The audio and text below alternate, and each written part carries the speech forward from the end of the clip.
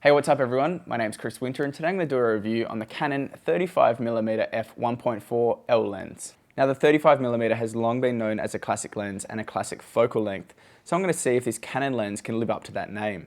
Now I've enjoyed using this lens so much over my testing period that it's actually now coming in at number 3 on my top 5 best Canon prime lenses list. If you want to check out that list, I'll put a link in the description box below and you can see the other prime lenses that I really do like. But anyway, let's check out this lens and see just why I like it so much. Now, ever since I rented this lens out from Brisbane Camera Hire, one thing that's really stood out to me is just how well it's built. The 35 really is a great example of how an L lens from Canon should be made. You know, it's solid, but it's not extremely heavy, and the 35 here is actually a little bit smaller than you'd normally get on a L lens from Canon. On the front of the lens, we've got a 72mm filter thread and a very nice front element. And of course, on the back of the lens, we have a metallic mount, which is something that you'd expect on an L lens, but something that is missing that I've kind of been a little bit disappointed that it is missing is weather sealing. It doesn't have it, and you know, for a lens that comes in at around about $2,000 or Australian, it should actually have weather sealing, I think.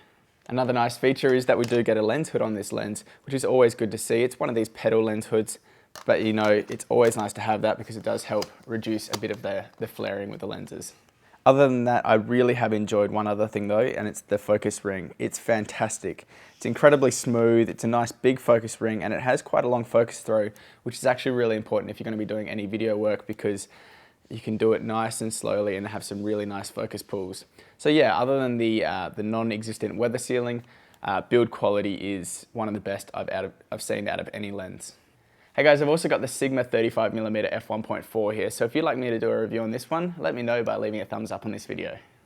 Now this lens here has an ultrasonic motor, which should mean it's got some pretty quiet and fast autofocus, so let's test it out right now. I've got a couple of vintage cameras here and I'm going to focus on them and we'll listen out for that confirmation beep, just hear how quick it is.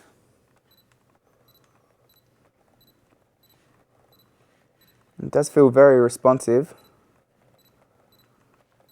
It's definitely not dead quiet, but it is having no problems whatsoever with focus. You know, for a big prime lens, a big f1.4 prime lens, that is a very, very impressive autofocus system. Very happy with that. Okay, so what I'm going to do right now is put the Canon 35 1.4 on my Canon 70D and we'll test out its video autofocus performance because that's got that lovely dual pixel autofocus sensor. So let's do that now and see just how well it works. Okay, so the 35 1.4 is now my Canon 70D, and as you can see, you're getting a very nice shallow depth of field. Let's try out the autofocus and see how we go.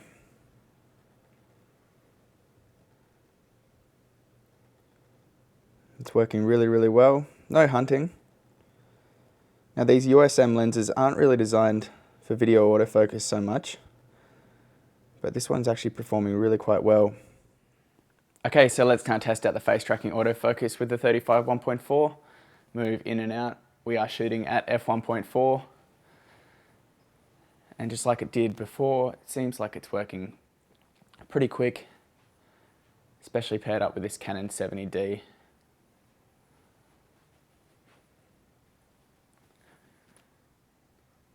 Seems like it works pretty well. There you go, that was the 35 1.4 in video mode.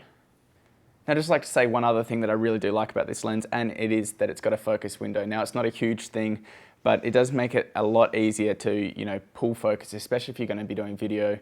And, you know, it's not a massive deal, but I've got to say I really, really like it on this lens, and it's one of those extra reasons that make these L lenses so good.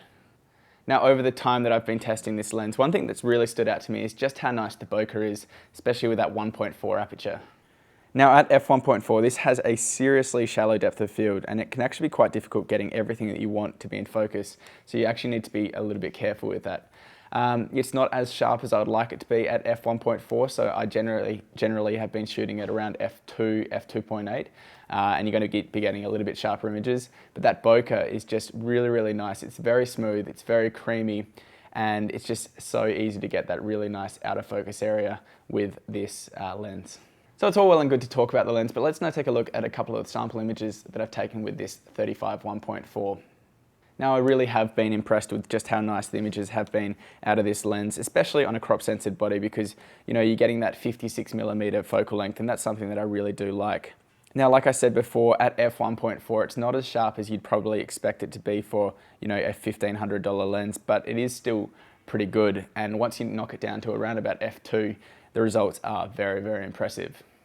Now, I did notice that there was a little bit of chromatic aberration in the shots, which is a little bit disappointing, but nothing that you can't fix in Lightroom. There is a little bit of vignetting, especially at f1.4, but if you do stop it down, it can get a little bit better. But other than that, I've just had a really good time shooting with this lens, especially at f1.4, because you can shoot in low light and get some really nice shots with that shallow depth of field. Now, if you want to see way more photos, I didn't put that many in this video, what I'll do is I'll put a link in the description box below and you can go check it out and see all the different photos that I've taken with this 35 f1.4. So there you go, guys, that was my review of the Canon 35mm f1.4. A fantastic lens, but also a very expensive lens. But if you are a professional or looking to get the absolute best quality out of your photos, this is a great lens for you. Now make sure to check out the link in the description box below where I've taken a lot of different photos and sample images with this lens. I'm sure you'll get something out of that. And make sure to leave a thumbs up if you want to see me review the Sigma 35mm f1.4 as well. Hope you guys are having a fantastic day. I'll see you in the next video. Bye.